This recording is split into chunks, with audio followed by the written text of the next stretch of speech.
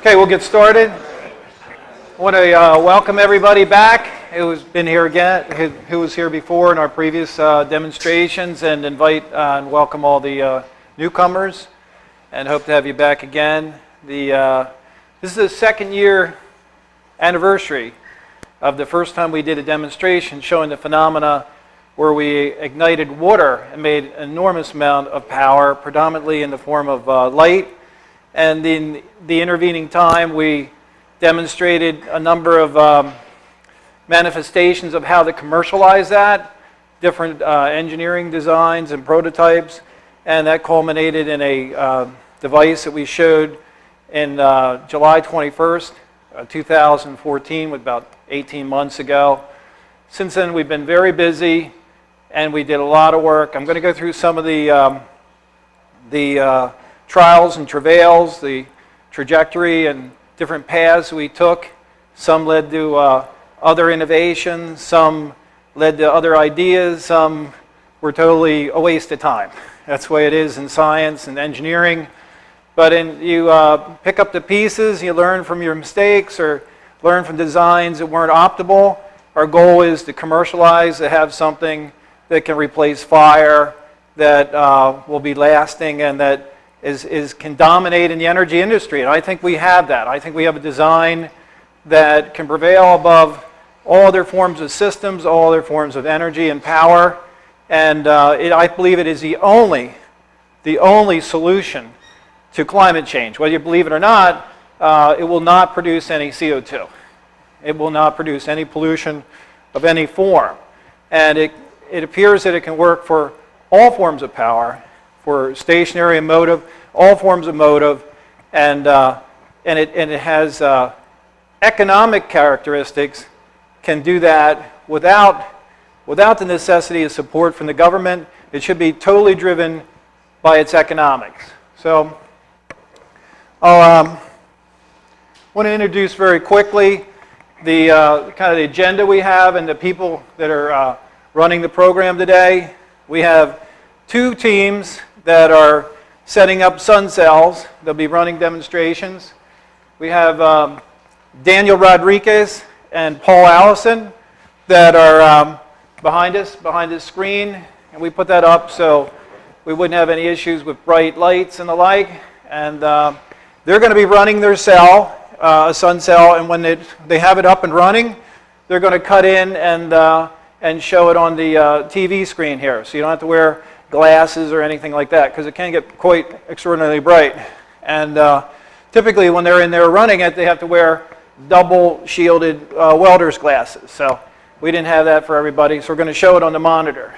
In addition, we have another team in the other lab, and that's John Latosky, Brian Ronan, and Rich Fraser. So they're back there getting ready, and they're going to set up their SunCell to run as well.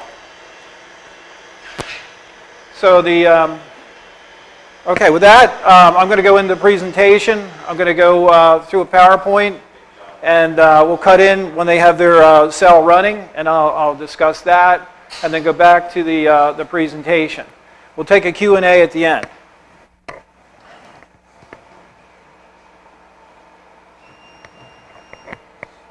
So we have a SunCell, we think appropriately named, and it's probably a familiar slide, some of the energy markets. I think the important thing is the amount that energy resources are worth, $8 trillion. You can't even talk in billions in this category, and the infrastructure cost of $1 trillion annually.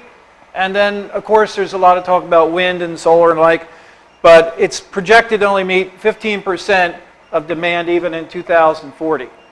It really, the energy sources that are being developed today really don't have the capability or capacity to solve long-term energy needs. So we have a new energy source. It's based on producing a new form of atomic hydrogen that reacts to form a new form of molecular hydrogen we call hydrino. I'll describe a little further. It's the dark matter of the universe. So you have burning hydrogen, you form water. We're actually using water as the fuel source and using the hydrogen atoms to make this more stable, inert, non-reactive, dark matter form of hydrogen. And that releases an enormous amount of energy compared to burning. Minimally, if you wanted to compare it on a volumetric basis, 100 gallons of gasoline would be required to replace 1 gallon of water. And that's at a very, very conservative basis. So, so it's clean and non-polluting, it's commercially competitive, and we have some licenses on a former designs we have using central generation. Central generation has been viable for 100 years, but the problem with it is it's very big, it's very expensive, it requires a grid. You do a field trial would be many, many years, and then you'd start building out more and more plants. So it would take a while to undergo a transition to this energy source using central gen as a primary path. So what we've done is we've created an energy source that's completely autonomous to the grid and fuels infrastructure. It can be mass produced like car engines. In that case, it should proliferate very, very quickly. So the cost is very competitive, as I was saying. We think we can generate for under a fraction of a cent per kilowatt hour for electricity. And this compares very favorably to other forms of energy sources. Again, it also has the advantage of it's 24/7, 365. So it doesn't stop when the sun goes down or the wind stops blowing. The foundation of the technology is applying physical laws, which are the pillars of our modern society. Basically, it's the classical laws like force equals time derivative of momentum, or if you like, F equals ma.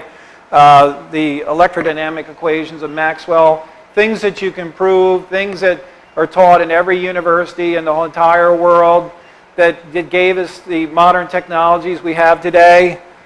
As you know, back in the, or you might not be aware of, back in the early part of the 20th century, physicists were perplexed at what the structure of the atom was, and suffice it to say, in synopsis, physicists never solved the structure of the electron. They treat it purely mathematically even today. No one can tell you what an electron looks like. In fact, they say the electron can never be identified. It doesn't even exist as a discrete structure. Or having a discrete energy. It's everywhere at once simultaneously, has no physical form. You can't pin it down. You can't describe what it is. It can't exist in anything that's describable. Only in terms of uncertainties and probabilities and the like. That's not true. The electron's a real physical entity. It has charge, it has mass, it's very definable, it has very discrete, precise energy levels, and if you apply those physical laws correctly, you can solve exactly what an electron is.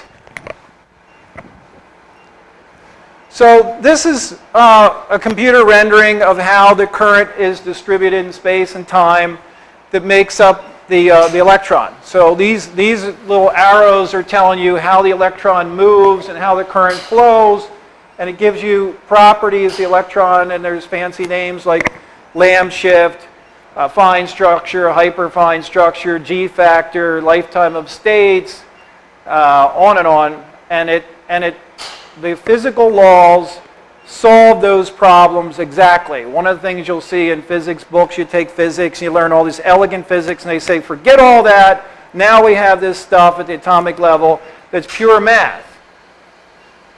And then you're thinking, well, why doesn't that work at the level of the atom? Because everything else is made out of atoms, and they obey the physical law, so why can't the atoms obey the physical law? Because the things that are comprised of atoms obey them, and it turns out they do. It's just it was never solved correctly. And when you do apply those laws, it's an incredibly precise and predictive over 85 orders of magnitude of scale. And you can solve very complicated things that you cannot solve today. For example, molecules and analytical expression. This is DNA and insulin, for example. This approach solves every single electron, the atomic and molecular, and their charge distribution, and every property, how it moves, how fast it's moving, what its energy is, what its magnetic energy is, electric energy, kinetic energy, that is the energy of motion. All those parameters are precisely known for every single point position on these molecules. And it's very powerful. We have about 4,000 people using this software now. It takes analytical solutions of molecules and applies it to unknowns of boundless extent and complexity, and it gets it absolutely identical.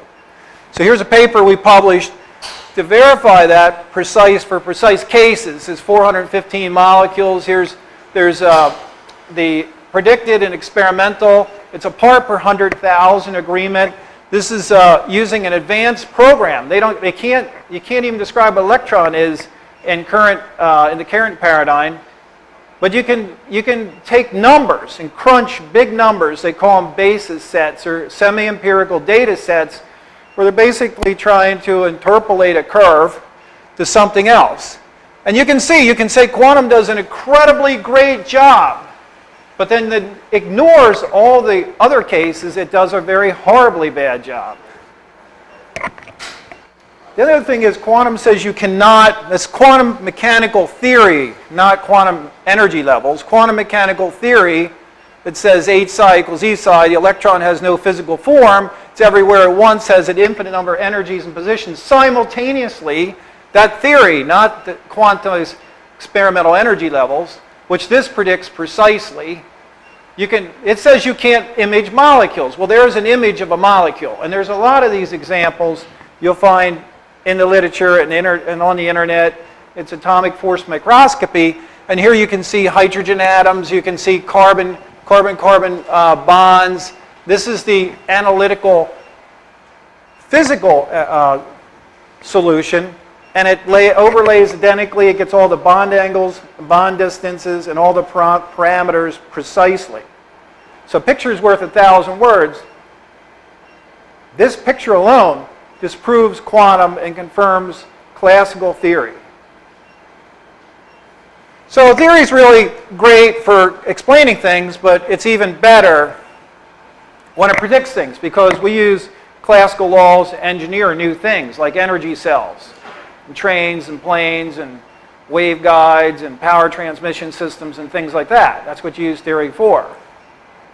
We don't even think of classical laws as theory anymore. We think of it as engineering.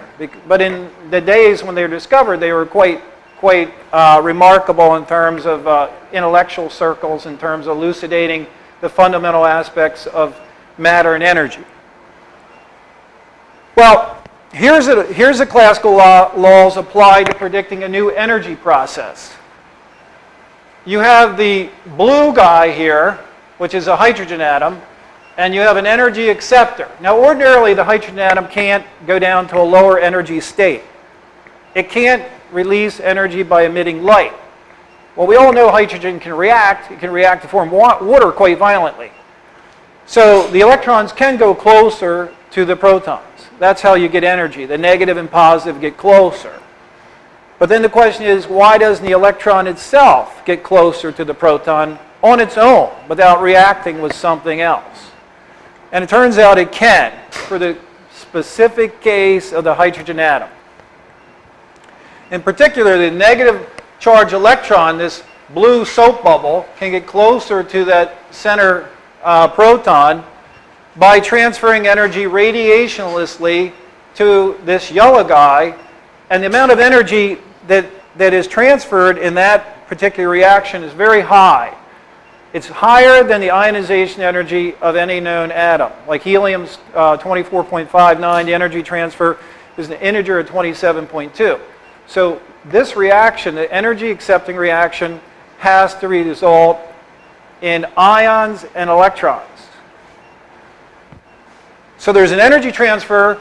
You create an intermediate state, a metastable state, and then the electron is going to be attracted, because of that energy transfer, it's going to be attracted more tenaciously, greater strength of attraction, and it's going to drop to a smaller radius and release additional energy.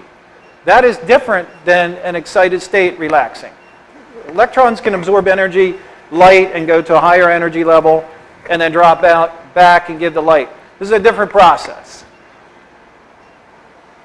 And because of that, it's irreversible, and because of the way the energy is released in this second step, you end up with continuum radiation that has a cutoff. The highest energy of that radiation is the difference between that metastable intermediate and the final stable hydrogen atom. So it turns out, I want to show you this. This is the reaction of atomic hydrogen to a lower energy state. And that is enormously powerful kinetics. So what we wrestled with, or we've dealt with for many, many years, is getting the reaction rate up fast. Because you get a lot of energy from this, but it's a very, very slow reaction. And then the question was, why is it a slow reaction? And the reason is because the nature of the mechanism, you're transferring energy to an acceptor and it's ionizing. And we all know if you walk across the rug on a dry day like today when the heat's on, you get charged up and you get electrically shocked. Well, you don't get charged up forever, or your arm would burn off. There's so much current going through it. Luckily, your energy level gets higher the more you get charged up, so you don't get charged up to infinity like a Van de Graaff generator and let off a lightning bolt, kill your wife or something. So it turns out it's limiting. But that energy level change stops the chemical reaction that we're talking about. So it's self-limiting. So what we're applying now is a condition where there's two ways you can do it. A condition where you alleviate that charge. One is you make an arc current. An arc current actually lowers the energy the higher the current. Typically the energy gets higher the higher the current, but this is actually the opposite case. It's a different state of matter. It's like lightning. The more current, the lower the voltage, the lower the energy of the system, and it self-reinforces itself. It's like positive feedback. The other way is you can make a highly conductive matrix where the electrons are absorbed on highly conductive metal particles, or they're conducted away in such a fashion. And when you do that, as I was showing, you get explosive kinetics. Explosive. I mean, like incredibly off-the-chart power density. Thousands of millions times more than internal combustion engine. If you look at what the power is and how small that volume is, enormous power density. So then the trick is, and this is what we were showing back 2 years ago, that flash of light is essentially the entire amount of power being released from that reaction. There's very little pressure volume work, or at least we could design it so there's little pressure volume work. Pressure volume work is like an internal combustion engine where you fire a spark in the gasoline and it builds up gas pressure and it pushes a piston and it does mechanical work. In this case, we can take light, and the idea is to convert that light into electricity using photovoltaic cells, which is about $1 trillion spent developing. So it's very convenient. There's two problems with this. Well, there's more than two, but there's two main problems. One is you have to fire and sustain that reaction at 1,000 times per second. And this reaction is triggered by an arc current, which is a lot of current. So it's hard to switch a lot of current very fast. Then you have to inject at 1,000 times a second. You have to recirculate. You have to regenerate the fuel at 1,000 times a second. All very, very challenging engineering obstacles. So the other problem is, as I'll show you, the light you're seeing is only a very small fraction of the light.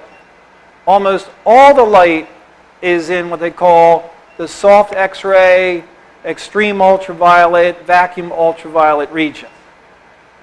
And photovoltaic cells don't respond to that. It's too high in energy. It's like your eye can't even see it.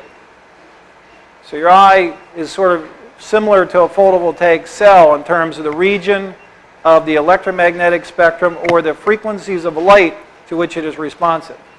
So we have a way of addressing both of those problems. So as I was saying, as the hydrogen atom goes down to a lower energy level, you get continuum soft X-ray light. So this is a arc plasma discharge. And as I was saying, between the intermediate and the final energy state, the highest energy is 122.4 electron volts. That's about 100 times typical chemical reactions. And you can see it's all wavelengths. Compared to these lines, these oxygen ion lines, this is all wavelengths. It's a continuum band. It's very different. That radiation is also seen from coming from all over the sky, from space, from everywhere.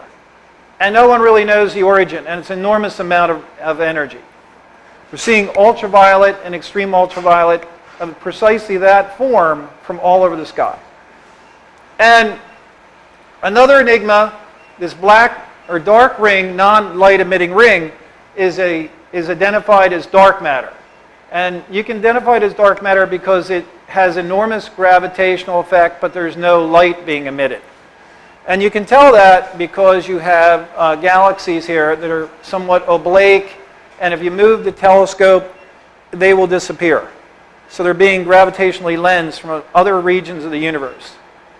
So you have gravity, but no absorption or emission of light. That's dark matter. This other emitting material and absorbing material is ordinary hydrogen. Stars are made out of ordinary hydrogen. Essentially everything in the universe is ordinary hydrogen. But that's only about 1% of the mass that's out there. The rest is hydrogen in a more chemically stable state. It's hydrino form of hydrogen. So what we're doing is we're taking hydrogen, making dark matter form of hydrogen. It's emitting very high energy, ultraviolet and extreme ultraviolet light, and that's what you're seeing coming from all over space. It's the same light. It also ionizes the gases around the sun. So the sun looks like it's 2 million degrees, and it's really not. You have carbon monoxide molecules in the gases around the sun. It is not 2 million degrees. It is not being ionized by thermal effects. It's being ionized by the soft X-ray light emitted by this process. In fact, our cell looks like the surface of the sun when you play it in slow motion. It has the same temperature as the sun. It's the same phenomena occurring. And the surface of the sun is the temperature of our cell. It's around 5,000 to 6,000 degrees Kelvin. And the sun, gases around it get ionized the same way gases in our cell get ionized. You can get highly ionized ions because the high energy light that's being produced. And that's a good thing because you can take the high energy light and you can convert it into visible wavelengths that you can convert with conventional concentrator photovoltaic cells. So there's a lot of analytical tests we've done to, these are what chemists know. There's different instruments that identify signatures of molecules and atoms. And we've done about more than 12 different analytical tests. This is one of them. Here's a new peak here that occurs after we run the cell. This is the rotational energy of the molecular hydrino. It's called H214. The particular catalyst we're using creates this molecule as a final product. More examples of that. And then the molecule can vibrate and it can rotate and you can get transitions between those different energy levels. These are the calculated and experimental in this table. Calculated, experimental, relative difference. And you can see here that this is absolutely reproducible. We've done this at multiple labs, including the instrument manufacturer. There's nothing known to man that matches that spectrum. It's an extraordinarily high energy region. There's no other material in the universe that makes that spectrum. There's nothing you can confuse it with. And all the peaks match identically. The other thing we can do is we can do X-ray photoelectron spectroscopy. We get a new peak here. This has been done at multiple leading universities, state-of-the-art instruments or computers cannot assign this peak. It's a new peak. It's identified after we run our reaction, and it matches identically the total binding energy, the new molecule that we're forming. And that was predicted and it matches identically the experimental observations. So there's multiple examples of this, how we can take the characteristics for this new molecule and prove by analytical instrumentation that that's what we're making in the cell. So we saw the individual blast. It lasts about 1,000th of a second. If we can fire those at 1,000 times a second, we would have continuous radiation.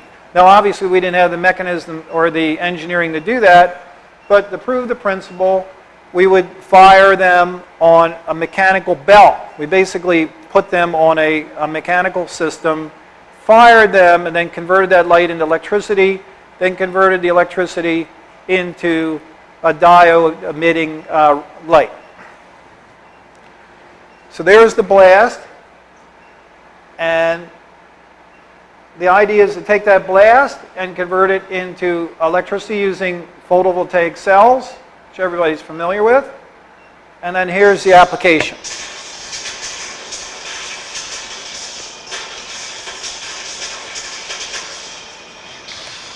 So pretty straightforward. That's where we were about 18 months ago. We advanced it a little further. They increased the rate, to make a system where it had the potential recirculating. And I'll go through what those different approaches were.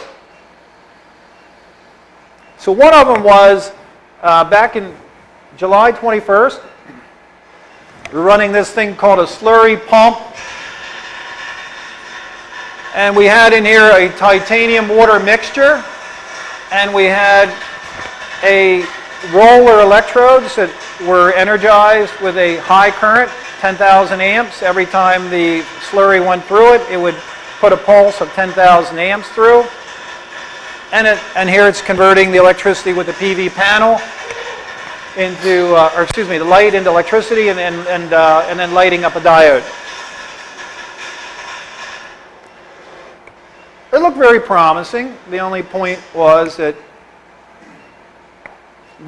titanium reacts with water and it reacts with oxygen. So we would run under argon, takes care of the second problem. Reacting with water, a little bit more difficult. The kinetics for that reaction, on a millisecond, you don't get much water reaction with the titanium. But over time, you do form oxides of titanium. So the idea was to run a hydrogen atmosphere. Hydrogen plasma is known to reduce titanium to TiO, the single oxide form. And that's as conductive as titanium metal. Fortuitously, it's very unique in that regard. The problem was the reaction wouldn't work with TiO. So we had to innovate new fuels and new techniques. So on to the next one. So the next one was we did a hydrated solid fuel powder, and we used pneumatic injection. And we fed that with counter-rotating auger. So then the pitch is mirror images of each other, so it pushes the powder into the middle. And then there's pneumatic injectors. There's a line coming down here, and you can see here's the auger.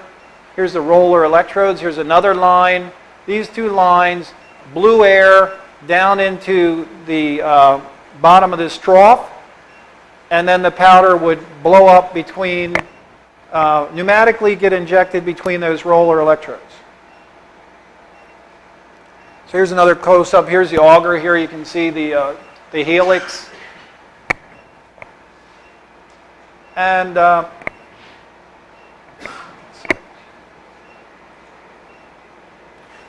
let me go back one more.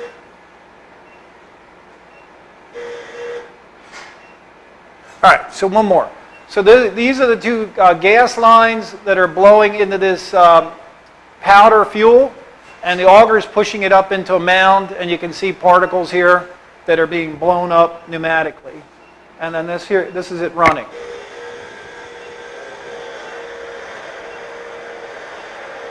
Running pneumatic motors because the inherent variation in the fuel feed caused the computer-driven servo motors to go out of synchrony. So these were sort of fail-safe motors for this particular device. You can see it wasn't that bright. There's 10,000 amps going into it, not a lot of light.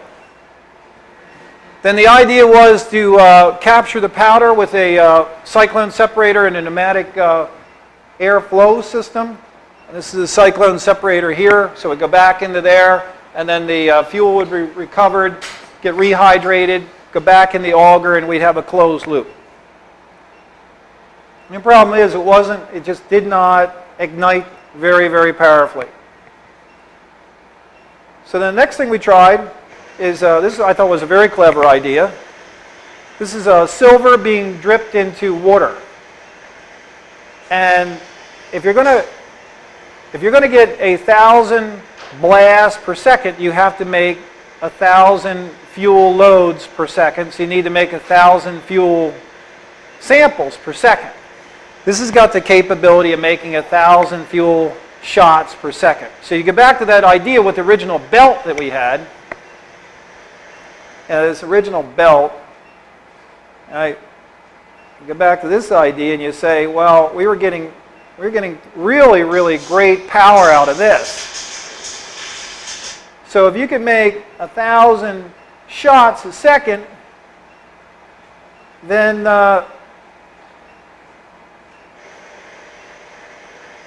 you could run that type of system, which we know makes incredible amounts of power. So this system actually does that. You could have multiple drippers and easily make 1,000 fuel pellets. The other thing is, not many people probably know this, but water actually dissolves into the molten silver. And it's almost perfect in the time frame and the temperature we run it to load it up with the right amount of water for this reaction to work. So it automatically regenerates itself. It's extraordinarily conductive, and water does not react with silver. It doesn't even react with oxygen at the temperature we're running it. So it's absolutely perfect for fuel. No chemical reactivity at all. The most conductive element, and very, very easy to make shots for injecting into the system at 1,000 per second. Sounds great. So we have an auger feed here. We have a pneumatic injector, and here's our roller electrodes. One problem. Look at the surface of the roller electrodes. I mean, this is minor. It would blow enormously big holes in the roller electrodes. So here's the pneumatic shooter coming up here. So two issues. I'll show you in a second. This is where we went to a slip ring. So we had to have the electrical contact with this rotating shaft. So we came up with a really good solution for that. We solved our powering problems with the variation in the torque when we shot these by putting these belts on and these tighteners. The torque would vary, and then motors would go out of synchronization. Many, many problems. And we put this on springs, so it would take some of the impact. Very, very elegant engineering. Works really great. Two issues. Then you have to we found that rather than using 10,000 amps, we could use pulses with much lower current. That would make it more efficient and cause less damage to the electrodes. Many benefits from that. So we had an engineering firm, very, very well-renowned, capable engineering firm, designed a ignition source that would fire high current at very high frequency and control it with programmable logic controllers and software and the like. And then we had pneumatic injection, and ta-da, it works. The only problem is this is only about 2 or 3 times per second. It's not 1,000 times per second. It's very, very difficult to pneumatically, mechanically inject those shots. We looked at all kinds of ways of doing that, but it's very challenging, and the electrodes ended up getting extremely damaged. So then there was another, and then the other issue is, you can see, this is really big. This is a guy standing here, an engineer, and see, here he is here. This is real big. So we wanted to go for cars. So that looks a little too big to put into a car. And why would you want to go for cars? Well, cars, there's 60 million cars made a year. And each one of those cars would be about 300,000 watts. That's like 20 trillion watts. So if you get into car production, there's enough car production in terms of electrical replacement capacity to replace the grid in about 10 days. So that is very important to have capacity. That drives the cost down. It gives you all the suppliers and supply chain and all the parts, and it's the way to go. And if you really want to do this thing economically and proliferate it very quickly. Because cars can be used for other things. Right now, a car engine only lasts about 2,000 hours, and it's burning gasoline and making pollution, and it's really not set up to make electricity. But if you had something that made hundreds of thousands of electricity, you could plug it into this building, for example. You could call up Uber Electric rather than Uber Car, and they would come over and on the spot give you a lot of electricity. And that's very powerful, because you get several thousand cars, you could power up a whole city, like in a parking garage. You don't need to have transmission lines, central power plants, fuel infrastructure, pollution, and the like. And a car can make hundreds of thousands of dollars in revenue.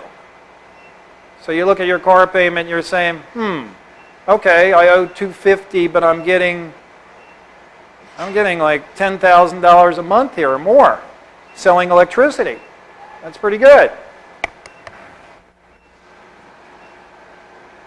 Okay, so this is the energy balance, and to give you an idea of how powerful this is for motive, a liter of water will take you well over 1,000 miles, and you can pull that out of the atmosphere.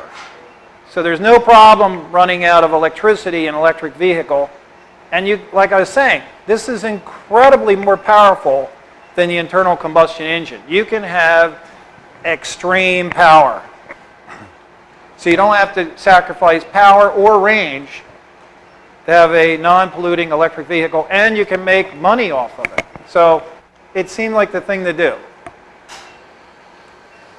So we went to, I think, a very elegant, there's a lot of engineering, there's a lot of material science in this. And this is something that I think is really, really sophisticated, and it works really great. So the big power supply was replaced with supercapacitors. The injector is an electromagnetic pump. Electromagnetic pump is injecting molten silver. It has no moving parts. And they're out in the field 60 years maintenance free.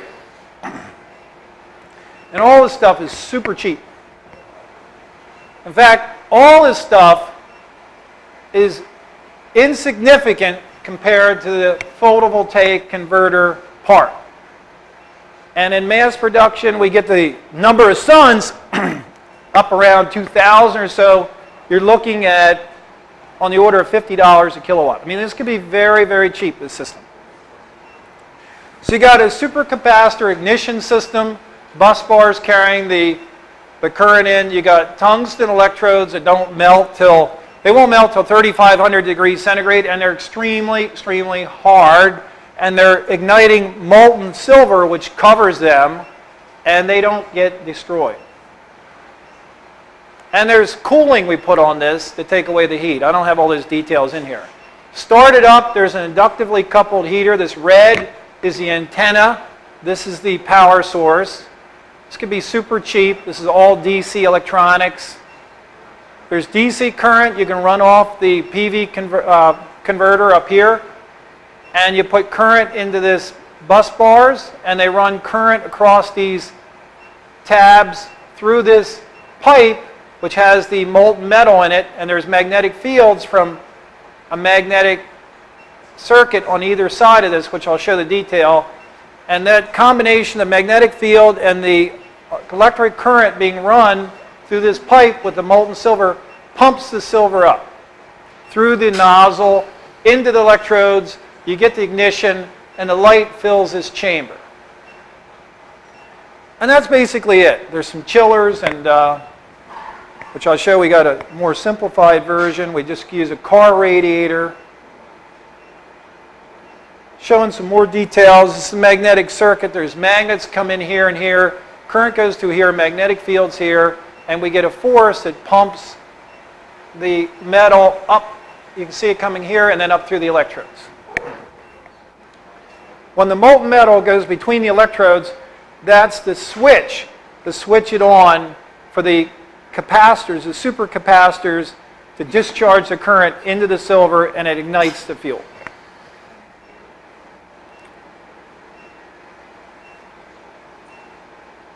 So you don't need a big switch. And we typically fire this up to 2,000 times. It's capable, based on the response time of the capacitor circuit, of 10,000 times per second. We additionally have gases, where we have water and hydrogen feed. We can put one or both in there. You need water for sure. You could add hydrogen optionally.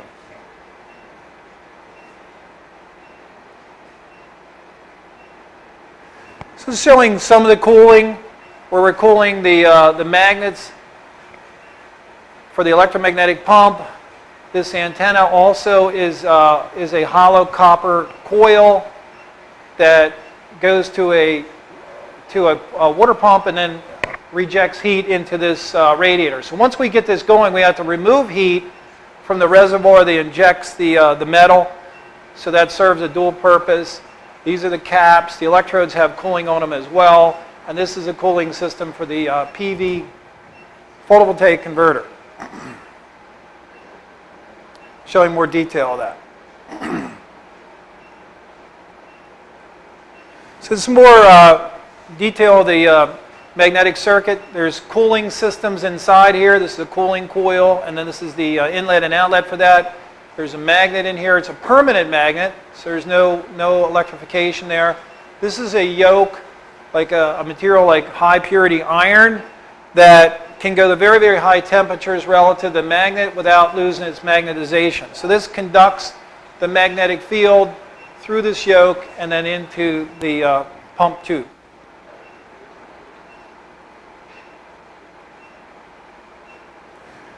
So this is the pump tube. The magnet is here on the z-axis. The current is coming here, say on the y-axis or in the transverse plane. So current comes in on these bus bars, runs through this pump tube that has molten silver in it.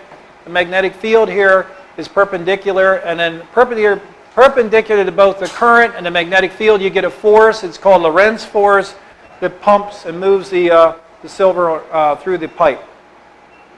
And then this is the cooling system for the magnets, and this is the yoke, and this is the permanent magnets down here. So this is what it looks like when it's heated up.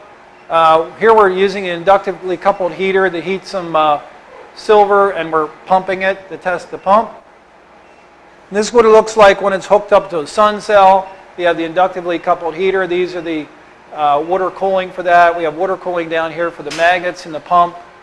So there's a reservoir here that has the silver in it and goes down in this pump, and it's injected up into this chamber up top where the plasma is created and the light's emitted. So what they're doing for the demo is we would normally use, in a commercial setup, we would use the photovoltaic output, that is electricity from the photovoltaic converter, to run the inductively coupled heater to start it up and to run the electromagnetic pump and the ignition system. What we're using now is because we don't have that hooked up, is we're using a Matsuseda 1200 amp 10 volt power supply for both. So it's a very, very low voltage system. So this is the glove box where these guys are working. And they have a SunCell in there that they're melting the silver and starting up the pump and getting ready for the ignition. So this is what an electromagnetic pump looks like.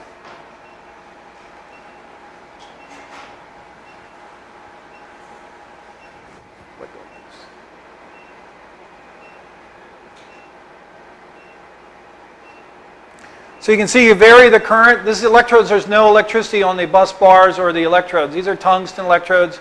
And you turn on the current, the electromagnetic pump with the permanent magnets, and voila. You get beads of silver. And if you look at that slow motion, there's little beads of molten silver that are going up through the electrodes. And you can make it higher or lower pressure, flow. You just change the current. This is very controllable. So then you put the power on the ignition system, and you get very, very bright light.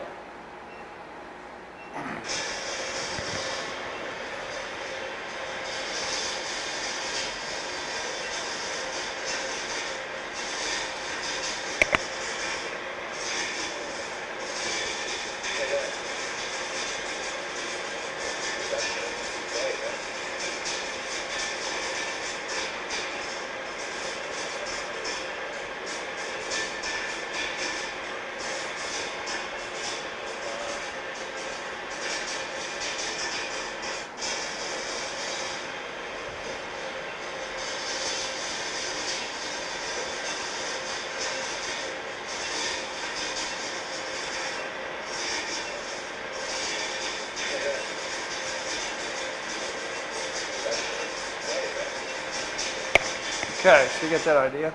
So now that is what we call the ultraviolet and extreme ultraviolet mode.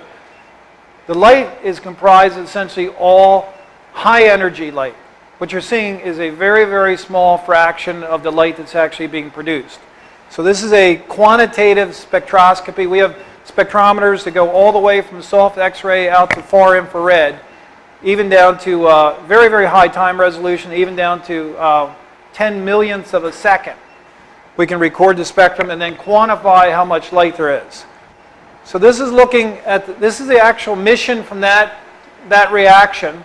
Almost all of it is shorter than 300 nanometers. The blue light that your eye can see, sort of limit of it is around 400 nanometers. So almost all the light is in this high energy region.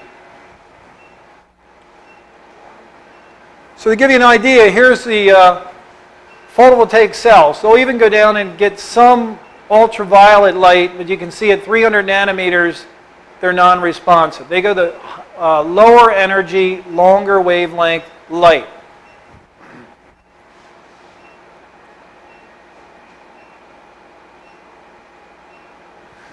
So we transition that light from the ultraviolet, extreme ultraviolet, that we call black body mode or black body light. That's what that looks like. It starts out with the high energy soft X-ray light and then converts over to black body light. So in this system we're going to inject molten silver. These are the capacitors that fire between these electrodes. We're gravity feeding silver between tungsten electrodes. And what we observe is there's a window on this.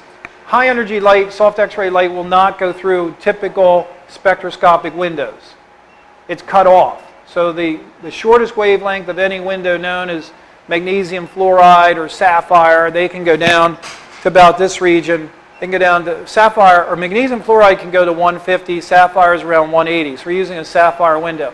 But we're getting part of that short wavelength spectrum. So the rest of it would be this in this direction. But you can see there's line emission and there's essentially all short wavelength light. It's all short wavelength. And then it's being converted very, very incrementally to this smooth curve, which is they call black body light. That's all frequencies. And what's really remarkable about it is the black body has a cutoff even shorter than 220 nanometers. So it's very, very hot. That corresponds to between 5,000 and 6,000 degrees Kelvin. The surface of the sun is the same temperature. So this is this transition. Starts out with the short wavelength light and then converts over to the high energy, or very, very hot. So it's going from high energy light to very, very hot black body, and it's very high energy as well as in terms of the black body temperature. This is a glove box. So this is about the size of a person. This is big. This is not some microscopic cell.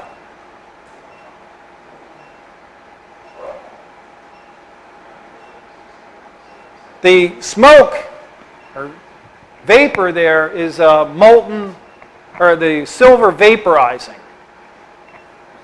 That takes an enormous amount of power. So we're vaporizing an enormous amount of silver in that case.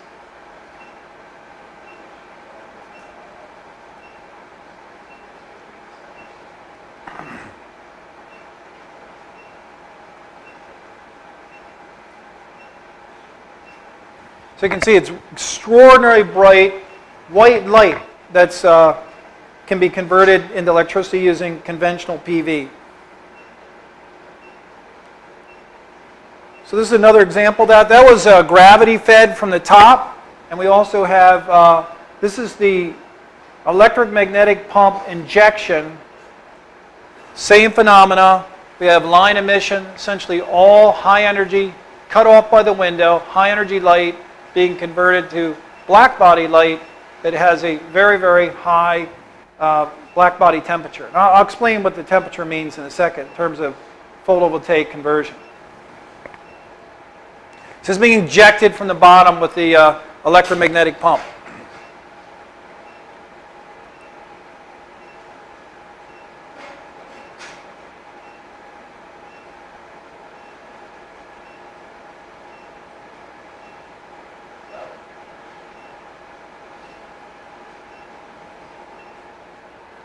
Now there's no microwave here, there's no high voltage. This is plasma being created at atmospheric pressure that's filling that entire chamber. That is an enormous amount of power, and there's no energy source that can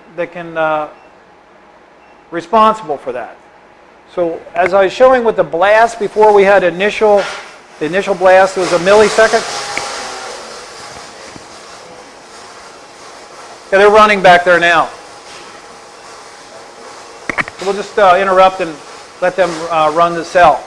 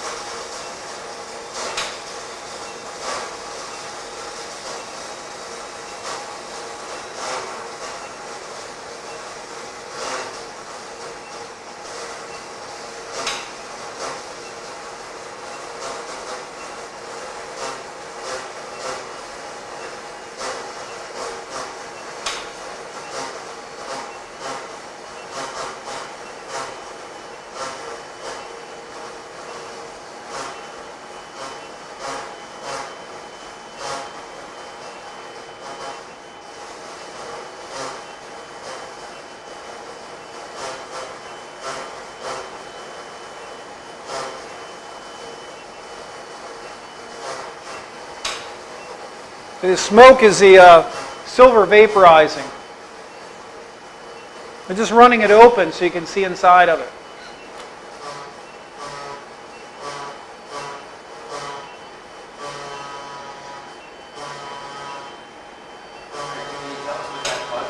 It's a firing frequency.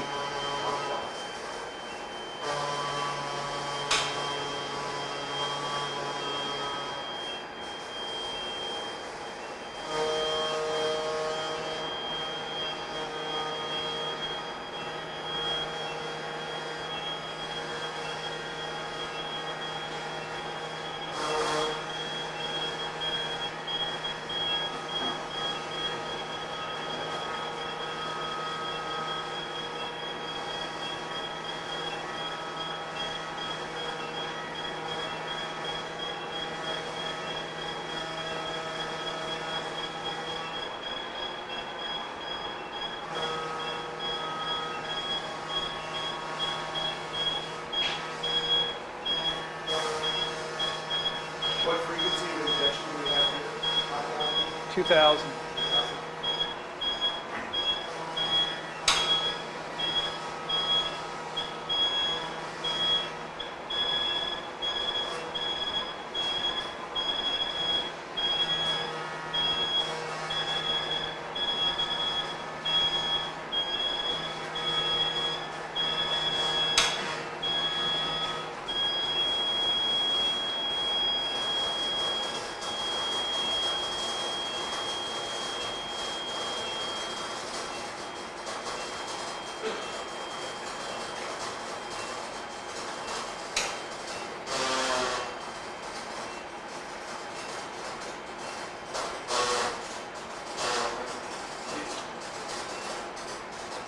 You going to shut it down? I'll get back. You want to go more or you want to? It's up to you. All right, we give a little more and then we'll get back to the lecture.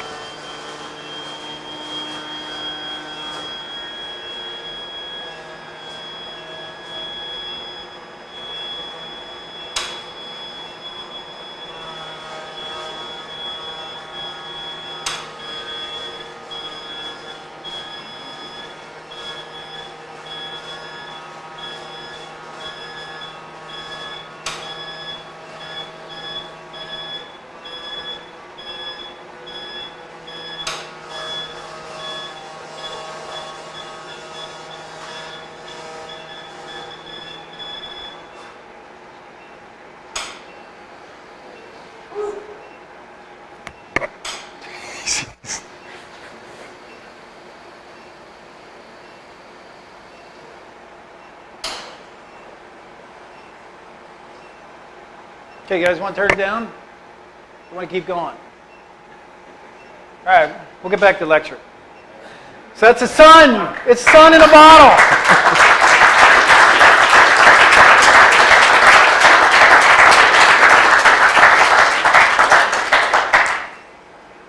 Okay, very good. Thank you, guys. So that was brilliant. Good job.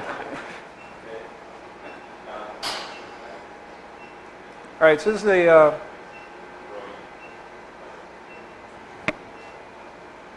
this is another example. So this, I believe this one's on our web. You can see them in the glove box working, and it starts out UV mode, and then so this is more or less what we were witnessing live. Some of the work we did previously. So it gives me a little chance to explain it. So when you see these energetic particles coming out here, that's really from the power of the reaction. The voltage here is extremely small. It's less than 1 volt. There's no electric field in here at all. There's no microwave in here. And it literally is making the entire volume incredibly powerful plasma. I'll tell you how incredibly powerful. I'll show you the black body curve. That black body curve corresponds to about 36 million watts per square meter at that temperature. That's a law of physics. You can use something called the Stefan-Boltzmann equation, and if emissivity is 1, it's 36 million watts. Now, emissivity is probably not 1, but even if you take the lowest emissivity imaginable at those temperatures, you're looking at millions of watts per square meter for that reaction. So it's extremely, extremely powerful.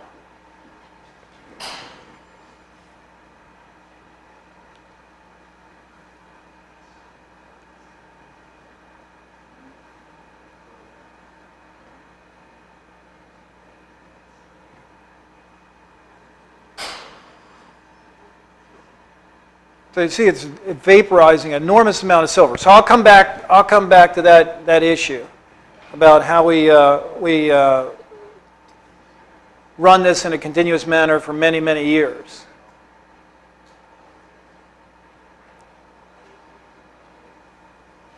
So you can see here the electrodes are perfectly intact. They're tungsten, and they're very extremely durable.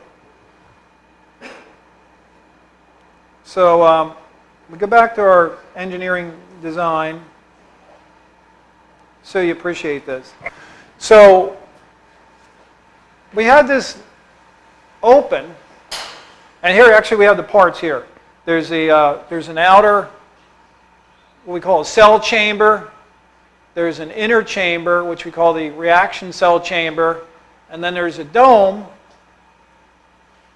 that is a radiator. So we can insulate this part of the cell so that essentially all the power goes to this top blue dome. And that blue dome can be tungsten and get to, we want to run it at 3,500 degrees Kelvin. Then there's a gap between that top dome and the photovoltaic cells. And the radiation transverses across that gap. So you have the secondary radiator. So we're making black body radiation 5,000 to 6,000 degrees Kelvin in here. That's actually a little bit too high. That's making light into the ultraviolets. We would lose some of that light.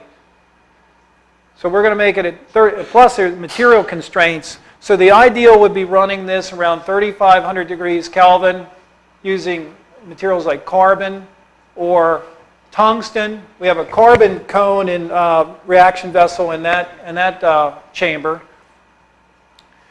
And then having the light secondarily radiate to the PV panels.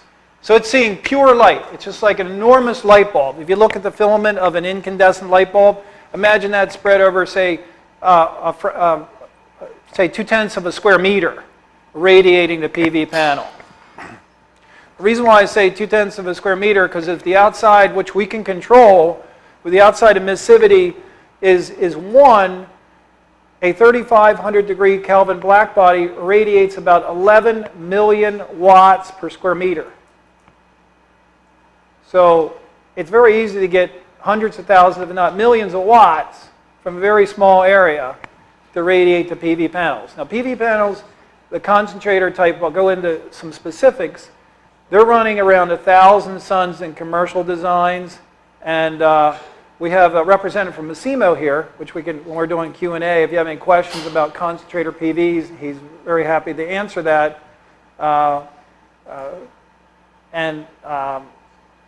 The idea, our initial design would be around 1,000 suns, but they could go higher, for example, 2,000 suns and higher. That will bring the cost down and be more commensurate with the type of power that this is capable of delivering to the PV.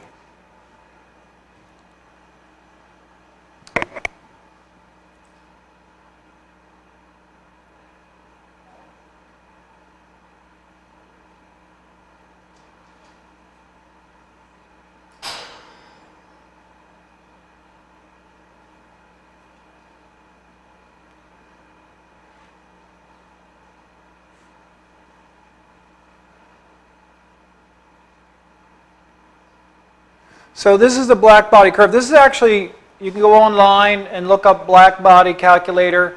This is what the profile looks like. It comes down less than 220 nanometers here when it's 5,000 degrees Kelvin. That corresponds, you can see up here, to about 35 million watts per square meter. So that's an enormous amount of power you're seeing. And if we convert it to 3,500 degrees Kelvin, we can match this spectrum. So we're adjusting it a little bit. So 3,500 Kelvin, it is quite a good match for this visible region of the photovoltaic PV capability.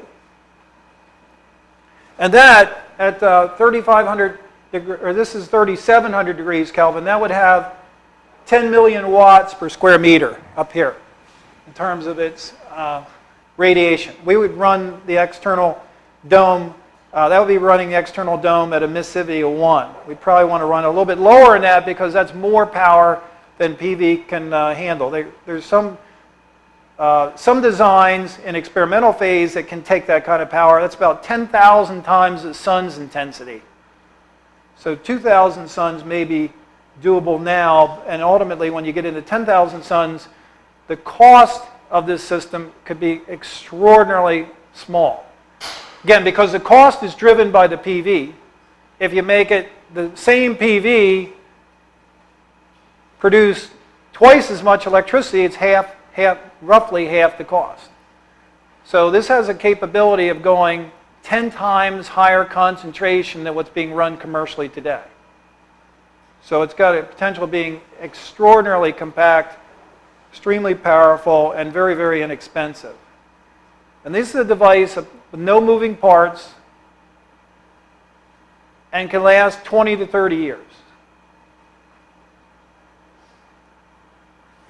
So these are some commercial products. I know these are competitors, but just to give you an idea what's out there, you can see here the efficiency up in the 40s, over 40% at 10,000 times, or excuse me, 1,000 times sun concentration. And then there's the cooling aspect. We're designing the cooling for the cell, the electrodes, and the electromagnetic pump, the inductively coupled heater in the reservoir. So there's that aspect we're managing. Then the radiation goes to the PV panel. That's commercial parts.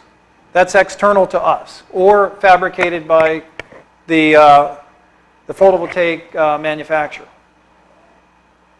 So there's been questions about how do you handle the heat if you're only converting 30, 40, X%, whatever it gets to.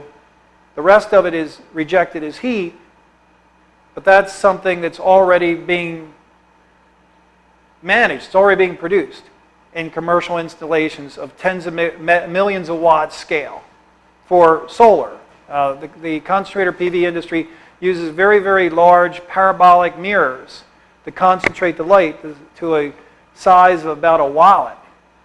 And it's enormously intense. We create the same light, not with farms, many acres of collector, or many acres of solar panels. We have a very small reaction vessel that incidentally you can put in a car, a train, a plane, practically anything. And it's on site delivering power to the load, not occupying many, many acres of land. And it works when the sun goes down. So then the last thing I'll talk about is we're working on another future design of PV. Because we have a high energy spectrum in the soft X-ray, there are materials that are potential PV materials for converting the soft X-ray or the high energy light. They're the same type of materials used in Blu-ray lasers. And we have a very big program going on that as well. And this is showing you one aspect of how to run that. So right now with the silver vapor, we have a contained system, and we're doing secondary radiation of the PV off a black body radiator. This is another design where we make an adaptation to the cell. These are the electrodes. You can see this way. They're along the x-axis. And we have one of these fuel pellets, silver with the water contained in the silver pellet. And we're applying a current, and we're getting ignition of that pellet. And you can see the plasma debris, the metal, the molten metal and vaporized metal is being injected in all directions along this axis. So there's initial flash that pretty much goes everywhere. So you can see initial flash, and then you see the injection debris along this axis. If we put electromagnetic pump on the electrodes, flash, and then all the debris goes downward. So there's no debris going upward. So in this case, we would cool the electrodes, not vaporize the silver, and control the flow of all the plasma downward away from the PV. So we could run that under vacuum and to run direct to the PV with no window and use the high energy light. So we have that program going on as well. You see that? So the plasma is not going up here as it was before. It's all being injected downward. So you get the initial flash, but the plasma fragments go downward. So these are some of the parts, and we have those up here, some of the hardware. And you can see it's a very good manifestation of what we have in our drawings. This is what we call a cone reservoir. This is the nozzle for injecting the silver into the electrodes. So we have the reservoir that holds the silver. We have the plate here. There's inductively coupled heater that goes around this, and it heats this plate, and then heat's conducted over these blocks. They heat this pump tube of the electromagnetic pump. These are the bus bars for the current that run through the electromagnetic pump, and then the magnets come in on this transverse axis. Showing another view, and that's with the heater wrapped on it. And we put some insulation on there. We heat it up, and that's basically what they're running. They started it up with the electromagnetic pump, and then this coil can then be used to pull water, run water through it, and pull heat out to cool it. This is a cooling system of the magnets that are inserted inside the magnetic circuit of the electromagnetic pump. I'll show you more of that assembly. Here's the magnets in place, the magnetic yoke. So as I was going through talking about the magnetic yoke and this being a material like high purity iron or cobalt, there it is. We actually made it. It's exactly what we were showing in our drawings. And that's what we're running over there. So this is looking up through the bottom of this lower chamber. And we built all this to run, it looks pretty heavy. We built all this so we could run it under vacuum if we wanted to. We're probably not going to run a vacuum, and this will become very, very thin sheet metal. But just for having the flexibility, this is looking up from the bottom of this chamber, and here's where the magnetic circuits come in, and the electromagnetic pump inserts in here.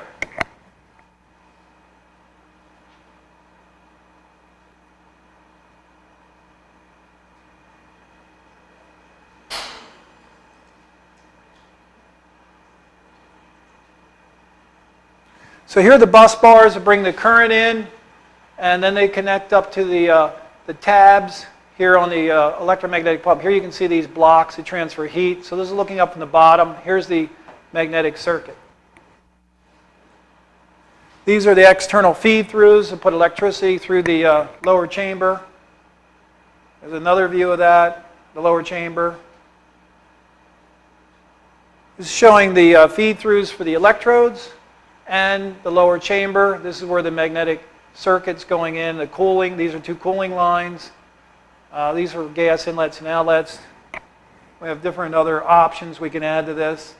This is showing the 3,400 farad capacitors, the supercapacitors we used to ignite the system. That's what we used to show you the live demonstration. This is the upper chamber. So this would have the cell inside of it, and we have a graphite cell in there now, and then we'd have a tungsten dome that would radiate to the PV. And this is showing an earlier version of a stainless steel cell we had in there. The one we ran today was stainless steel. And we're switching that over to high refractory materials, so we can run it closed and then radiate the PV. Showing the capacitors, the bus bars for the electrodes. This is that cone on the bottom. The nozzle for injections right in the middle of that.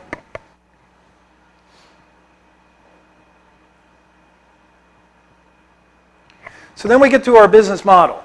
So I guess I should say we've talked to some manufacturers, and it looks like we could be in production in 2017.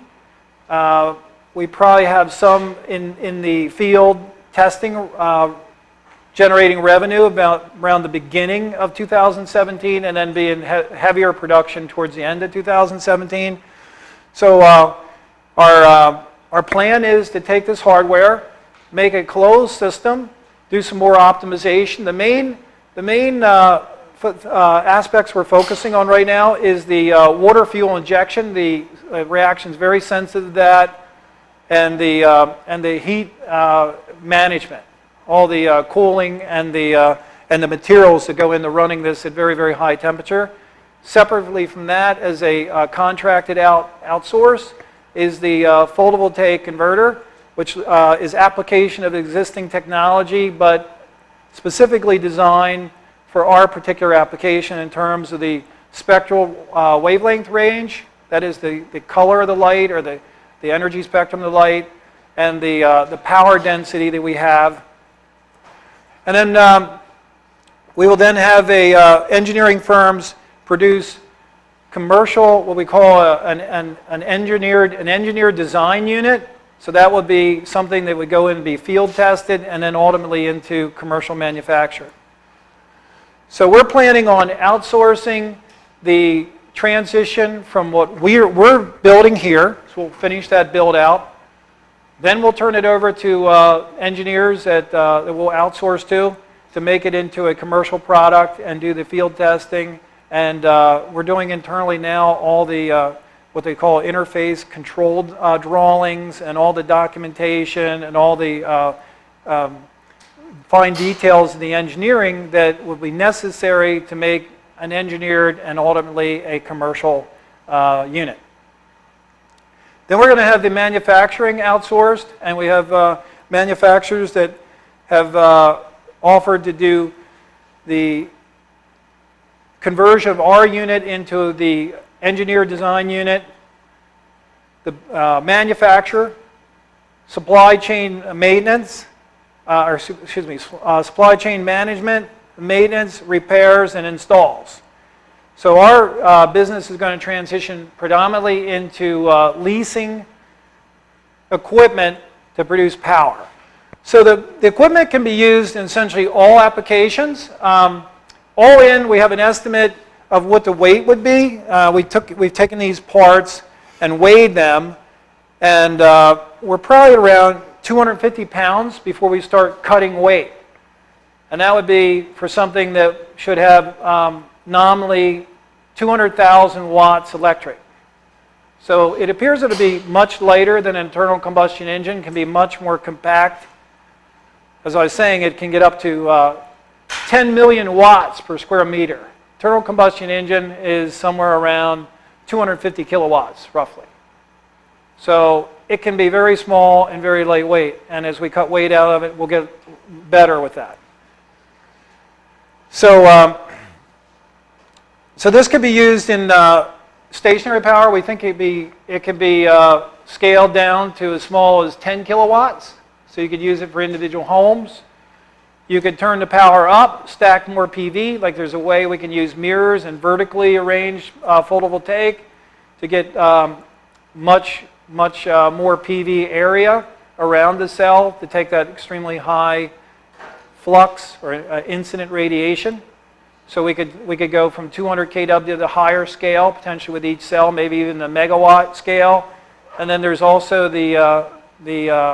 certainly the ganging is guaranteed. You can gang these units and go to higher and higher powers. That is, you just hook more units together. Like if you want more power, you hook more batteries together, or you hook more PV together, or you hook more windmills together, or more power plants together. You get more power, you put more units. So it should cover the gamut of scale from residential stationary all the way through large aircraft like 777. If you gang it, it has the advantage that if any unit goes down, you have redundancy, and there's safety and redundancy. So we're planning on making a scale for automotive around 250 kW. They could be ganged, and you have freight, or you make it a little bit more powerful. You have freight, you can gang them, you have rail. You can use the same 250 kW for light marine. You gang it, you got heavy marine, and so forth and so on. So essentially all applications. The other thing that's very interesting is the business, as I mentioned, the 60 million units a year in the automotive sector, that you have the potential of going motive to stationary. So currently buildings now use AC electricity. There are, Tesla, for example, runs an inverter on their electric vehicle. So you could go directly from the vehicle to a building, or you could go DC, which most hybrids and other auto manufacturers use, and go DC and then have an DC to AC inverter. That converts to DC electricity like your batteries have. That's DC electricity. Actually, there's a lot of argument that the world should have gone DC, but it, like a lot of things, didn't go the way it should have especially in light of what we're doing, but eventually the world will probably go DC. But in the interim, you could put an inverter in a building and run the car input to the building as DC electricity and then convert it to AC in the building and run AC electricity. Same with houses and other stationary applications. So then you would eliminate the grid. So then you would say, well, how fast would it take to impact the electrical grid? As I was saying, 10 days of car production is the equivalent to the capacity, the electrical generating capacity of the entire United States grid. So once you start getting in that market and there's economic incentives, it could go, it's got the propensity of going fairly quickly. And that would solve a lot of infrastructure, maintenance, and build-out problems. And it would give you an enormous amount of reliability and redundancy. So then as I was saying, what our business will be then is to sell power. And we're looking to sell power for a very, very nominal fee. It's very fair and to be pretty egalitarian and equal equitable across all energy markets. Right now there's the automotive market, there's a home fuel heating market, there's heat pumps, there's electricity in the home, there's many, many different energy markets. Gassing up boats, trucks, they pay a different amount than because of the taxes than automotive, etc. So we're proposing it will be the same. A kilowatt hour to us is a kilowatt hour, independent of whether it's aviation or rail or marine or stationary or what have you. Any application would be the same, and we'd be charging a flat rate and owning the equipment and leasing it to the energy user. And then we would cover all the capital costs, the maintenance and repairs, and just providing power for that fee. That would be all in cost. So we're in the process of the outsourcing of the PV, and as I was saying, also working on the next generation. So I think there'll be continuous improvements in power density and PV, and that'll give the photovoltaic concentrator business a lot of incentive to push that industry even further. So that being said, I can take some questions now. Yes. What do you see as the initial target market area? You talked a lot about cars. Is that where you're going to focus initially? That's a good question. I would say the target market's going to be customer driven, since the leased unit is pretty fungible and interchangeable. It'll be with initial partners. So that could be in everything from heavy industry to stationary power, residential. It could be anything. And it'll be, I think, market driven. You've got the silver that's going to vapor. Silver's not cheap. Do you have a way to recycle that? Yeah, that's the silver. Once you buy the silver, which should be about $250 a cell, for a cell that would make some like the comparable value of about $325,000 worth of electricity a year. Let me go back to this. So the cell is self-contained. Probably need to explain that a little further. So the silver is inside here. Right now we left it open because obviously you couldn't see inside. And if we let it heat up, I mean, fortunately it didn't burn a hole in the cell, because sometimes it burns a hole through the cell. It may have, it might have, but to get it so it doesn't do that, we have to use refractory materials and have the appropriate design to handle that kind of flux of power. So this was open. And in a commercial design, there's this dome, and it's closed. Remember I was saying this antenna also serves as a coolant loop. So this antenna pulls heat out of this reservoir, and the silver condenses. Silver evaporates at around 2262 degrees centigrade. So this would be run cooler than that, and the silver would be, vapor would be inside the cell, but it would condense inside that reservoir. It doesn't go outside the cell ever. So it's inside the cell forever. Is there going to be any tarnishing of the surface so that you reduce the amount of light that's emitting? It's a black body. So like a light bulb, once you heat it up, it just emits that spectrum of light. So it doesn't matter if it's silver emitting or tungsten emitting, the electrodes, everything in there is exactly the same temperature. So there's nothing that has absorbing and diminishing the light. See, there's something, this is like the sun. Doesn't matter if it's a flare emitting, well, the flares can get hotter, but the whole surface of the sun is what they call a black body. If you look at the whole thing, it's all the same light in terms of its continuum emission spectrum. So all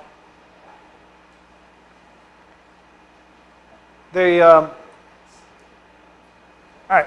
So this is what the profile of the light looks like from the plasma inside, and it's 5,000 degrees Kelvin.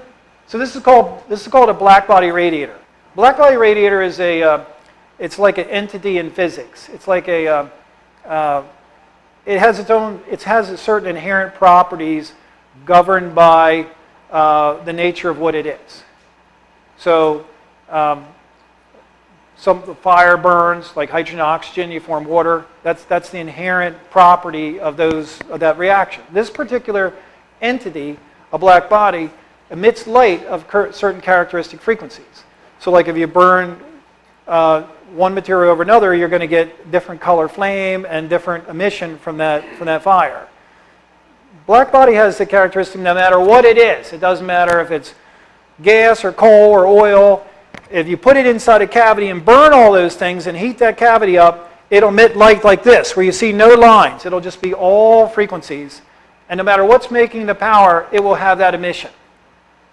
So it doesn't matter if it's silver emitting, or whether it's the tungsten surface emitting, or the surface of the interior of the cell emitting. They're all exactly emitting the same radiation.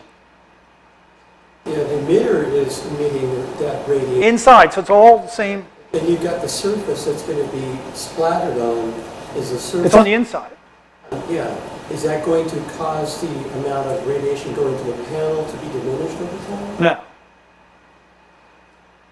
No, it's like a big heat source inside that's heating that top dome.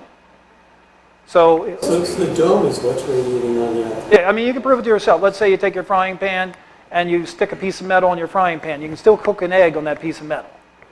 Doesn't matter what it is, the heat's going to go through it.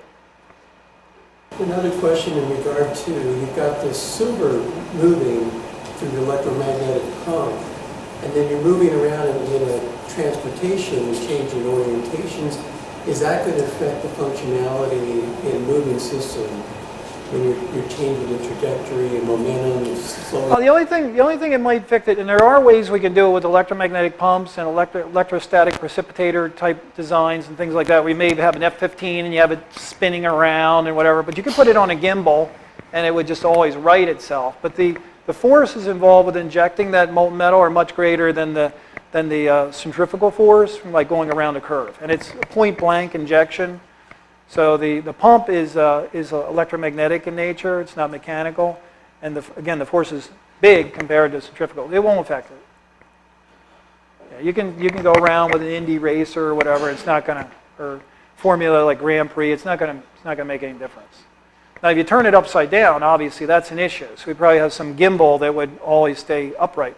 You can't really do that with a lot of other engines because you have the gas feeds and stuff like that. It might be an issue, but here there's so much power in the fuel, you can have it self-contained in the unit itself, or you can pull it from the atmosphere. So there's ways of getting around that you could spin and do all the different acrobatics with the engine in a stationary application. I mean, excuse me, in a motive application versus stationary. Yes. Okay. Hi. I didn't understand if you already tested the full system, including the photovoltaic converter, and if yes, have you ever connected to a grid? We have not put the photovoltaic on this yet. We have to design the photovoltaic for this particular configuration. So we have a contract for a company to work on that. So we see ourselves as building the light source and optimizing that. Then we have engineers will make it into a product, and then into into an engineered design unit, and then into a product. So what we think our job's almost done in terms of getting the unit. So what you saw today, we're going to basically put that into a refractory cell chamber and optimize the fuel injection and the heat thermal management of that cell. Then we're pretty much handing it all over. So as I was saying, we're looking at 2017 in terms of what you're asking for, a commercial unit that you could... Now we could keep it quiet and just wait till 2017, but we thought it was important to start getting the business community, investment community, and the public involved in what we're doing and knowledgeable of our progress and what technology will be basically erupting on society in about another year. Yeah. Sorry if this is too basic. So just to be really clear, so the fuel is injected, ignited, the heat from that heats the tungsten on top, that creates light that is then absorbed by the photovoltaic that makes energy. Yes, perfect. Okay. So previously, in previous iterations, y'all were trying to capture the thermal. No, that was light to electricity too. No capture of thermal power to create steamed. Nah, we never looked at steam. Nah, we were very early on. I was looking at taking mechanical energy from in other words, looking at the energetic expansion of the plasma being charged and look at magnetohydrodynamic. And then magnetohydrodynamic is a viable approach, but you have to have big superconducting magnets, big scale. No, it doesn't really lend itself to distributed power on a small scale like this is capable They got the of. cold turbines, put that in there, and then use the current grid, and that doesn't make sense to your model. Didn't make sense. Well, we could have developed that. It's not a commercially available item, and it would require superconducting magnets, cryogen equipment, and stuff like that, which is very expensive. So it'd be more like a central gen technology. I was looking more for fully distributed technology that you could mass produce using commercially available technology. And this seems like the perfect route to go.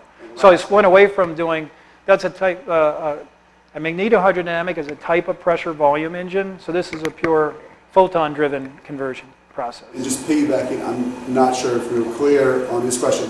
Are you concerned about scaling of the fuel, not scaling and increasing the residue as it condenses inside the chamber, which would then, one, eat up the silver, or two, decrease the efficiency of the system?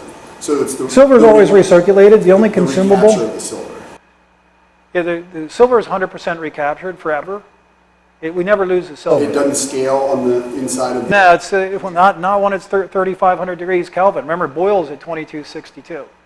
So it's going to be vapor, just silver vapor, as you saw, and then it'll condense in the bottom. So it's not going to.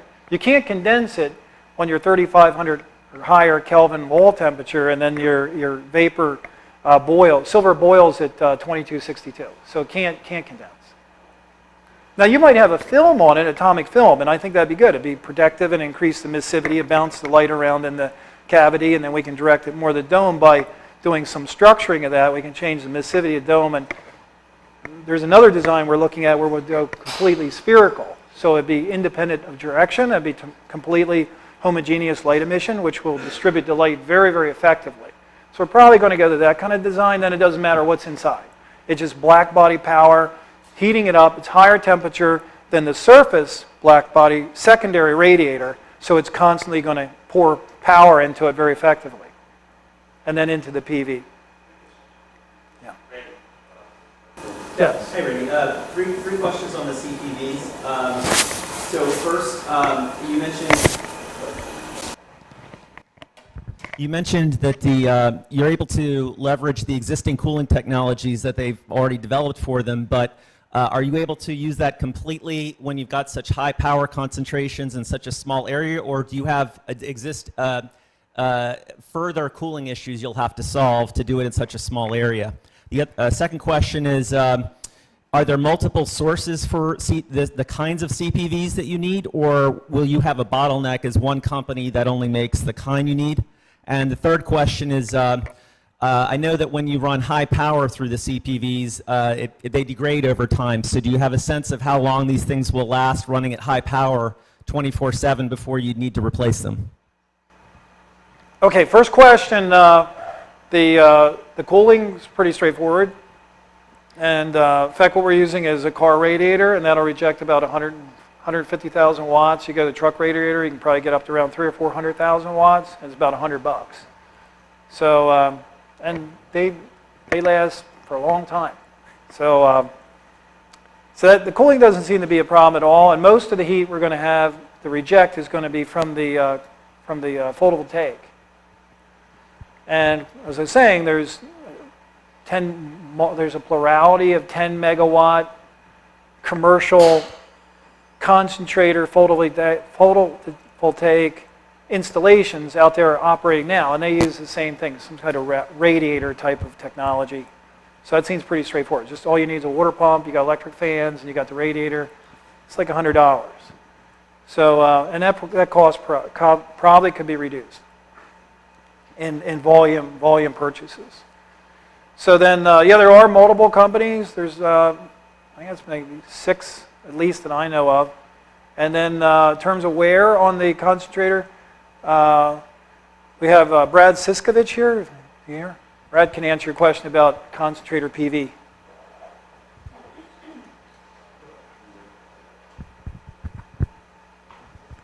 Yeah, Brad's going to answer the concentrator PV question.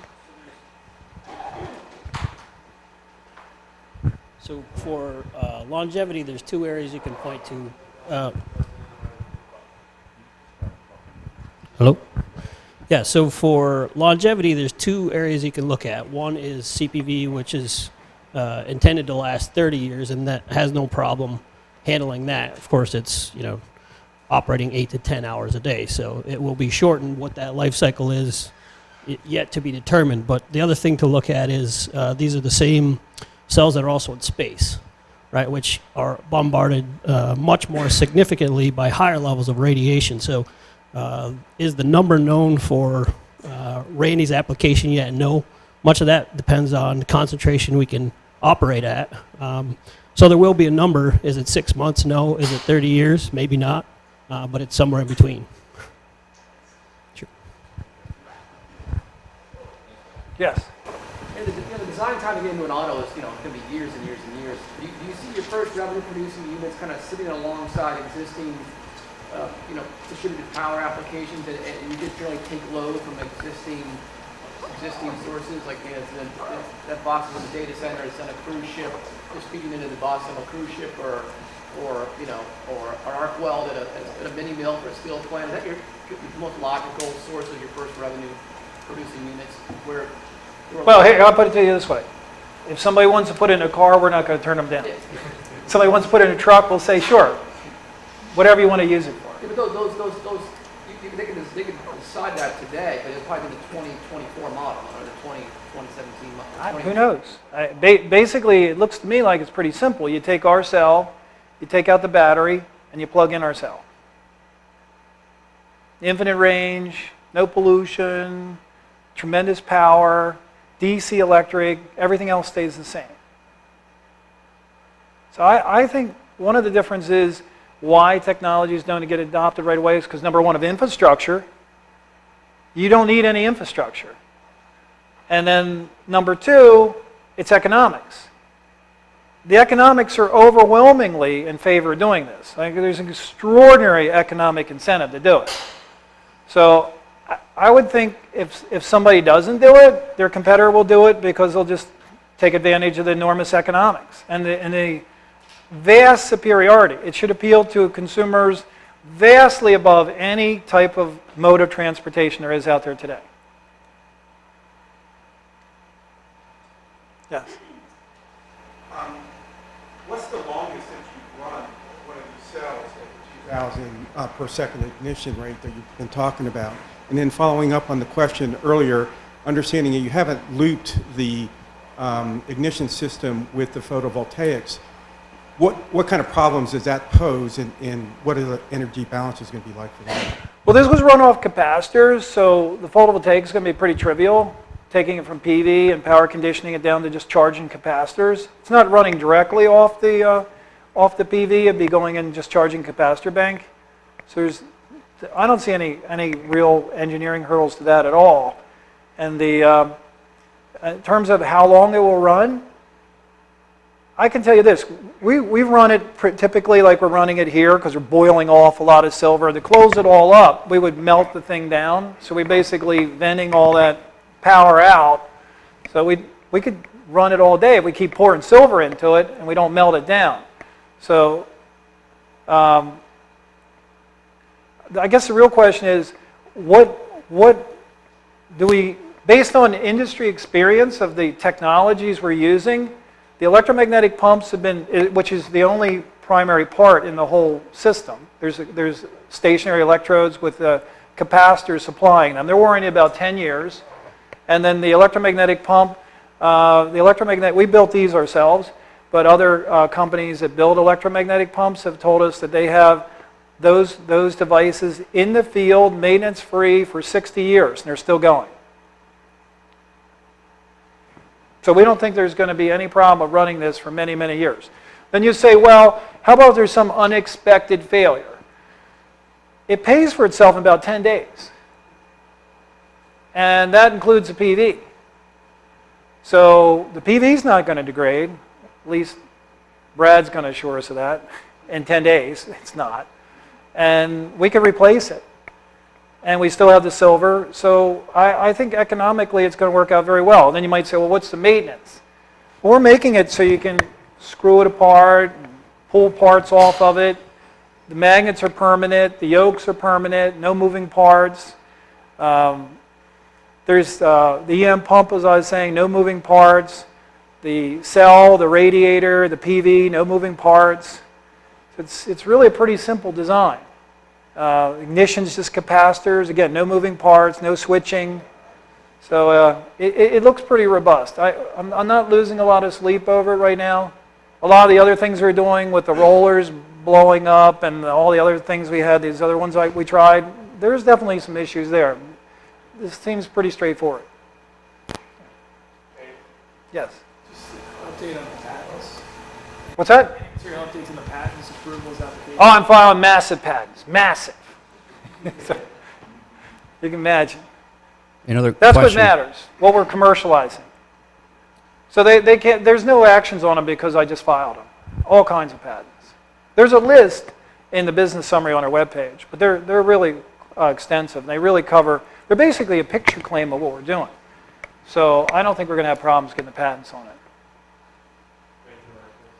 Yeah, have you already successfully tested the closed loop recovery of the silver? I mean, it sounds like you're running it open, but have you already tested the Well, we can concept? condense it into materials like graphite it won't stick to, and we can just run it indefinitely. It'll just keep going on and go on and go on. And yeah, it doesn't look like it's going to be an issue at all.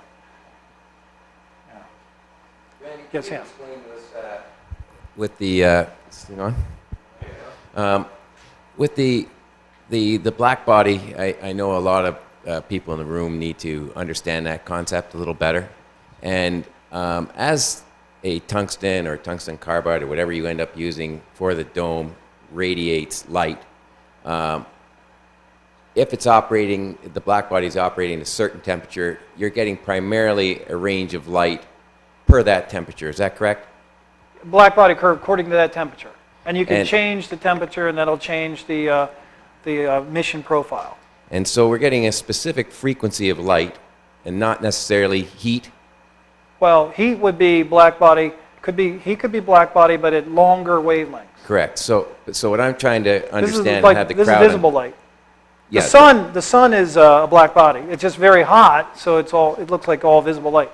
Right. So what I'm getting at is this will be at an optimum operating range, generating a lot of light, visible or convertible light, a minimum of heat.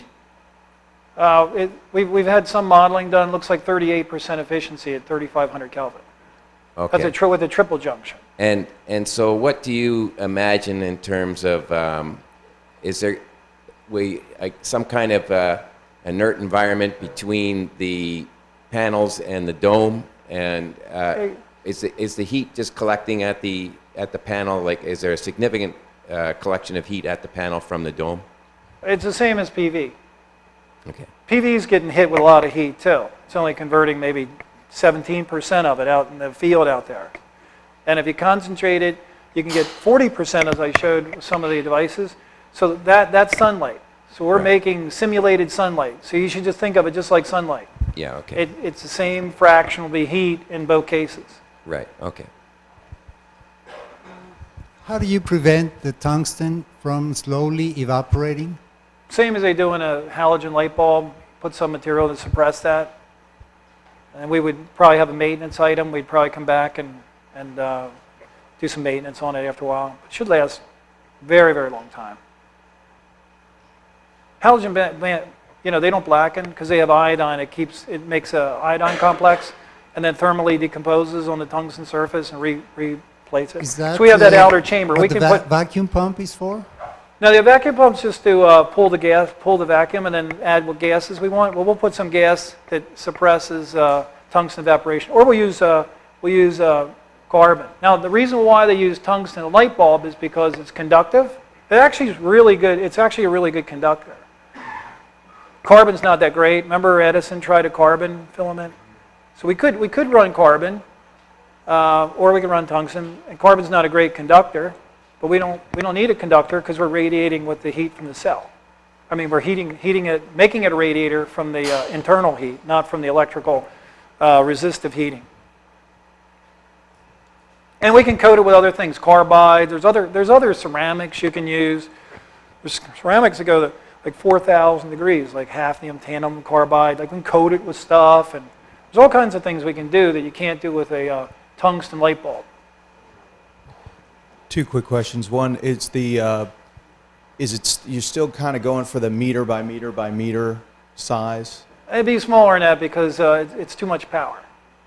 Gotcha. Okay. And but we want to go to something like 250 kW electric with 2,000 sun irradiation on the PV is kind of what we're shooting for eventually. We probably go 1,000 sun the initial generation, then 2,000 after that.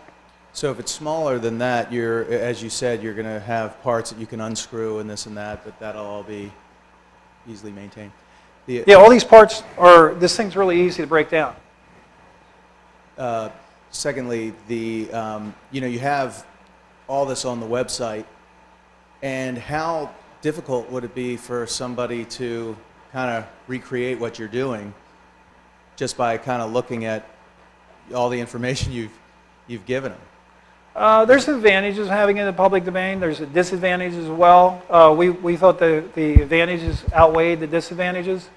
And we're looking to push this to market really quickly and get huge market share, get a lot of people to sign up, and get manufacturing capacity, distributor capacity, get the end users, customers, and it help us get adopters earlier and other partners. There's no one, to my knowledge, in the field right now, and I think there's quite a bit of skepticism whether you can do that, and we're just going to keep moving and move it into the market. So it'll take a while for competitors. And the other thing is, even if someone wanted to bootleg it, I don't know anybody who's infringing in power technology. And there's a lot of things you can infringe. I don't see anybody selling infringed electric motors or batteries in electric vehicles or controllers. I don't see anybody putting out infringed power generators on the utility grid and things like that. It's a little more difficult to bootleg a power source than it is, say, a hair dryer or something like that. For the next question, we have another mic over there, and we have questions over there. We'll try to alternate between two. So if you want to go ahead with your question. Okay. Yeah. One of the key things that hasn't been addressed, I'm sure you've thought about it, we're talking about a continuous power source, 1 megawatt, 250 kilowatts. Can you turn it up and down? Like when you're going down the road in a truck, you're accelerating, decelerating, coasting. So there's a change in the load. Do you have the ability with this technology to change the output? Yes. You can change the water injection, and you can change the fuel injection, and you can just dump power. I know that sounds kind of obscene. Most people wouldn't dump power, but it really doesn't cost anything, water vapor from the air. And you've got the amortization, the capital cost anyhow. So there's no real moving parts. So you just dump it. Just. You can charge for that. What's that? You can charge for that. We might have something that's load hours. We could build that into the system. But I mean, ultimately, you could, on a microsecond time scale, you could dump the power if you wanted to. I mean, if you needed to. But there's ways that you can turn it up and down like you do a conventional engine. Like if you take a fuel cell, it takes a very, very long time to respond. This could be very, very fast in comparison. It could grid follow, but if you really wanted it super, super fast, you could just dump the power and just ran it flat out. Okay. And also, you've got a lot of heat that's being produced. Heat is an energy source. Are you going to look at ways of harnessing that, or are you just going to dump it? Probably dump it. The trade-off is, what's the capital cost to take the heat exchanger? Because you're coming back off the back of the PV. You want the PV to be around 100 degrees C off the cooling side. So are you going to take that heat and use it? Because then you need a heat exchanger, then you got to go into another heat exchanger, and you have to transport that heat. Or you could just run electric wires. And if the electricity's, if it's extraordinarily cheap, you probably just run everything electric, including heat.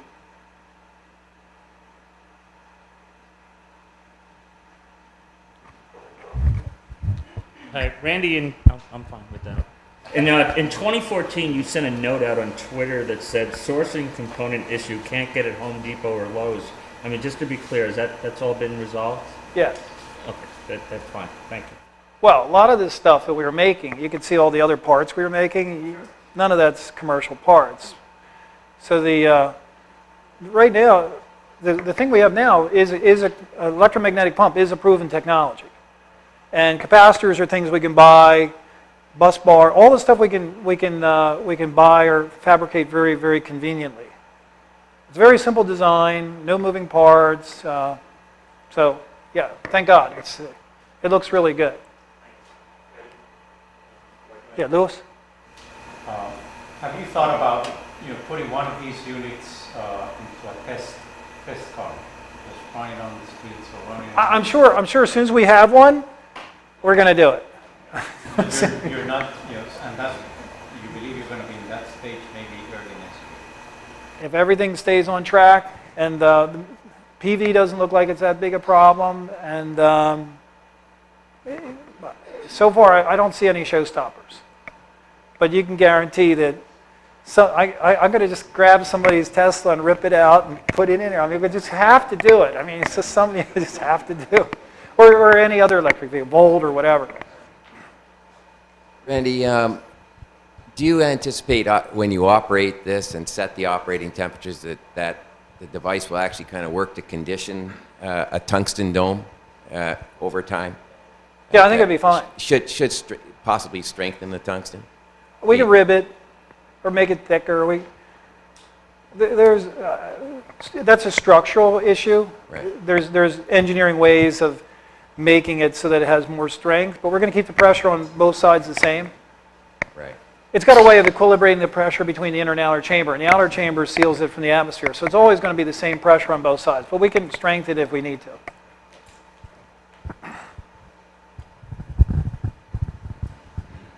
Yes. Maybe one more question, we'll wrap it up.